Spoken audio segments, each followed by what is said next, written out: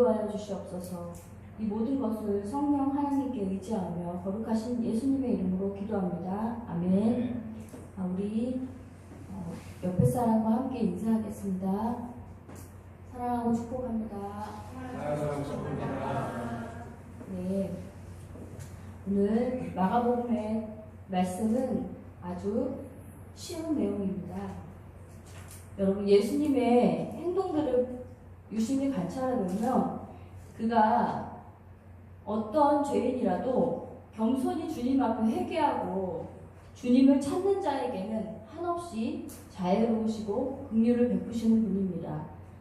그러나 예수님을 올무에 걸리게 하는 사람들을 향해서는 독사의 자식들아 라고 하는 아주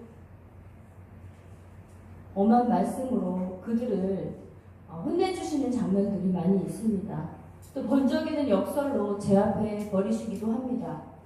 또 오늘 같은 말씀을 통해서는 그들의 허물을 들춰내서 추상 같은 호통을 쳐서 보내시는 경우도 많이 있습니다. 오늘 본문 내용을 살펴보면 예수님을 책잡으려는 서기관과 바리새인들을 탈탈 털어서 보내는 장면입니다. 오늘의 말씀을 통해서 과연 그들의 모습은 우리들의 모습이 아닌지 한번 살펴보는 시간 갖기를 원합니다. 바리새인과 서기관들이 예수님을 도대체 무슨 죄로 잡아넣을까 연구하고 모의하고 있는 중이었습니다. 그러던 중에 예수님을 찾아왔습니다. 유심히 지켜보던 중에 예수님의 제자들이 손을 씻지 않고 식사, 교제하는 모습을 보면서 예수님을 향해 왜 당신의 제자들은 장로들의 전통을 지키지 않는가라고 질문하였습니다. 여러분, 모세의 율법은 모세가 시내산에서 10계명을 받고 또 하나님의 백성으로 살아가는 법을 주신 것이 바로 율법입니다. 365가지의 하라는 명령과 하지 말라는 계명을 토탈 613가지입니다. 근데 그 위에 장로들의 유전이라는 이 전통이 바로 구전으로 이어왔는데요. 유대인들이 조상들로부터 구두로 이어받은 것이어서 당시 성문율법이었던 모세오경을 해설하거나 새로운 상황에서 적용시켜 만든 각종 구전율법이었습니다. 그래서 미드라시라든지 탈무드라든지 이런 것들을 유대 랍비에 의해서 집대성한 그런 것들이었습니다. 그래서 율법보다 한 10배 정도 많은 규정들이 있었습니다. 식사하기 전에 손 씻기 전에 절대 기도하면 안 되고, 또 식사한 다음부터 탁자를 또 닦아야 하고, 이런 것들 섞어서 많이들 지키게 했습니다. 그래서 하나님의 계명보다 훨씬 위에 있는 장로들의 유전이며 전통이었습니다. 그런데 예수님은 오늘 전통을 중시하며 하나님을 향한 믿음을 저버리는 그들을 향해서 예수님은 이사야서 29장의 말씀을 인용해서 말씀하고 계십니다. 입술로는 내게 가까우나 마음은 내게서 멀도다라고 말씀하시고 계십니다. 그들을 바로 외식하는 자로 표현합니다.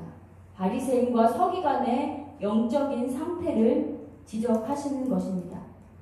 6절에 보면 외식하는 자라는 단어, 히포크리테스는 속마음과 다르게 꾸미는 자, 또 속이는 자라는 의미입니다.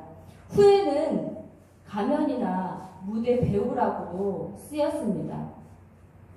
이렇게 보니까 라틴어 페르소나와 되게 유사한 뜻을 가진 것 같습니다.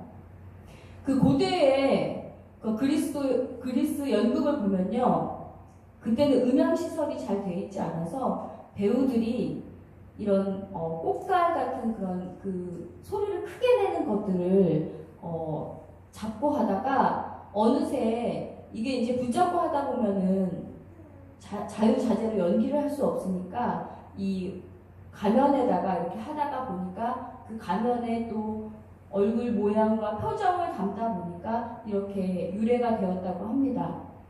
이뿐 아니라 또 심리학에서는 칼 융이라는 사람이 외부에 드러나는 나의 모습, 외적인 인격을 일컫는 용어로도 사용하기도 하였습니다. 그래서 우리는 사회적으로나 외부적으로 보여지는 그런 모습들, 그런 것들을 또 페르소나라고 이야기합니다. 그러고 보면 우리 안에 있는 진정한 나가 아니라 외부적으로 보여지는 나라고 규정할 수도 있습니다. 여러분은 과연 어떤 존재로 다른 사람들에게 인식되고 있습니까? 진짜 그 모습이 진정한 나입니까? 한번 생각해 보는 시간 되기를 원합니다. 제가 이 말씀을 묵상하다가 영화를 보게 되었는데요. 진짜 올해 처음 봤던 영화인 것 같습니다. 가끔 좋은 드라마나 대작의 영화를 보면 가슴이 뿌듯해지고 대리 만족을 느낄 때가 있잖아요. 이제 저희 딸내미하고 여유로운 저녁에 큰 기대 없이 보았던 영화인데요. 자산어보라는 영화입니다. 좀 지났는데 참 좋은 영화라는 느낌을 받았습니다. 정약용의 삼형제 이야기입니다. 천주교를 받아들여서 삼형제 중에 한 명은 하늘을 보고 참수를 당했고 큰형과 정약용은 유배를 당했습니다. 정약전이라는 사람은 흑산도로 가게 되었고 정약용은 강진으로 유배를 가게 되었습니다. 근데 이 내용은 정약전이라는 인물을 중심으로 펼치는 내용입니다. 흑산도에서 새로운 사명을 발견했습니다.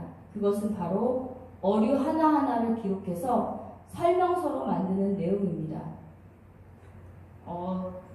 또 다른 인물, 그 자선어보를 만들도록 도와주는 청년이 있었는데요.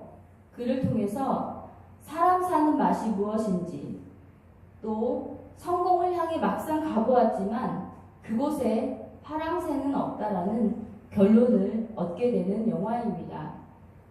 여러분, 인간의 탐욕으로 인해 썩은 내가 진동하는 현실을 보면서 주인공이 서야 하는 곳이 어딘지 깨닫는 영화였습니다. 맛깔스러운 배우들의 연기력이 영화를 더욱 빛나게 해주었습니다. 그 영화를 보면서 정약전은 설경구 씨가 나왔습니다. 그런데 그 연기를 보면서 연기를 잘하니까 진짜 실제 인물처럼 연기를 하는구나. 약간 소름이 끼치는 느낌도 받았습니다. 그만큼 각각 역할에 빠져서 자신이 없어지고 그 인물이 살아 움직이니까 훌륭한 참 연기자라는 생각이 들면서 그 영화가 더욱더 한층 좋아 보였습니다. 우리가 살아가는 인생도 참다운 나로 주님 앞에 서기보다는 여러분 가만히 생각해 보면 사회적으로 형성된 나로 살아갈 때가 많이 있고 우리가 그것을 착각할 때가 많이 있습니다. 여러분, 본문에서 바리새인과 서기관들이 놓치고 있는 점이 무엇입니까? 아까 잠깐 영화에 대해서 이야기했지만 배우들이 그렇게 영화에 몰입하다 보면 그 역할과 그 사람이 하나가 되어서 극중의 인물로 살아가는 사례가 종종 발생합니다. 외부로 보여지는 나, 경건하고 율법적이고 거룩하고 많은 사람들에게 보여지며 저 사람은 참 신앙이 좋아, 참 착해, 이런 말로 덮여진 상황 속에서 때로는 저 깊은 내면에 있는 참된 나를 직면할 기회가 없어집니다. 그래서 주님께서는 우리에게 가끔 고난을 주시기도 합니다. 저 마음 깊은 곳에 시면에 무엇이 있는지 알 수 있게 해주십니다. 그래서 아주 두껍고 화려한 가면으로 덧씌워진 우리의 또 다른 얼굴들을 보게 해주십니다. 저 어릴 적에 어머니가 재테크를 하시기 위해서 동물들을 키우셨는데요. 그 여물통을 보면 자고 일어나면 그 위에 물이 되게 하얗습니다. 근데 어릴 때 보면 장난감이 없잖아요. 막대기를 들고 그냥 막 놀다가 휘 저어보기도 합니다. 그러면 그 속에 갖은 찌꺼기와 갖은 그 밥지기들이 다 올라오잖아요. 그렇듯 오늘 주님께서는 우리들을 한번 휘 흔들어 보십니다. 그래서 그들에게 오늘 바리새인과 서기관들에게 씌어진 가면을 바로 벗겨버리시는 것입니다. 우리의 인생도 그렇게 하실 때가 있습니다. 바로 그것은 고르반이라는 것입니다. 이것은 부모님을 공경해야 하는데 대신 하나님께 드렸어 하면 하나님께 드려버리는 것이 되어버립니다. 더 이상 그들에게 주어진 의무를 이행하지 않아도 되는 것이 되어버립니다. 이 고르반이라는 단어를 통해서 우리에게 주시는 말씀은 가장 중요하고 가장 깊이 생각하는 그들이 가지고 있는 그 형식주의에 빠져서 바로 마음을 담지 못하는 행태를 바로 지적하고 있는 것입니다. 그들의 탐욕으로 비롯된 그들의 악함을 들추시는 것입니다. 여러분, 진짜 사람을 더럽게 하는 것이 무엇입니까? 바로 입으로 들어가는 것이 아니라 그 안에서 나오는 인간의 더러운 본성을 지적하는 것입니다. 본문이 주어질 때 우리는 내 말씀이 되지 않으면 은혜가 되지 않습니다. 저의 이 말씀을 묵상하면서 제가 어디 숨고 싶은 심정이었습니다. 오늘의 저에게 주시는 이 본문의 말씀은 마치 저의 가면을 벗겨주시는 것 같았습니다. 많은 사람들이 나를 향해서 여러 가지 규정의 말을 합니다. 때로는 사역자로 살아가기 때문에 남들보다 거룩하다고 생각할 수도 있습니다. 그래요. 믿음이 좋다라고 평가할 수도 있습니다. 무슨 일을 할 때 열심히 하니까 성실하다고 이야기할 때도 있습니다.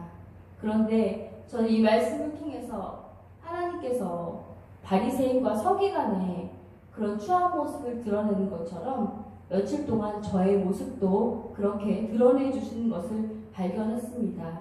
이사야 29장 13절 이후에 보면 열거하는 이스라엘의 상태를 나타내 주잖아요. 그들의 외식함, 하나님을 찾지도 않으며 그들이 행하는 그 거짓된 행태들, 또 시편 14편에 인간의 지극한 본성을 드러내주는 그런 말씀입니다.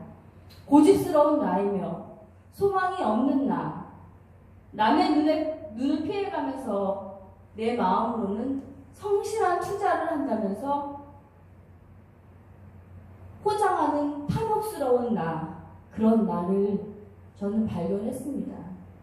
쉽게 정리하지 못하는 그런 내 모습, 여러분들도 그런 마음이 있으십니까?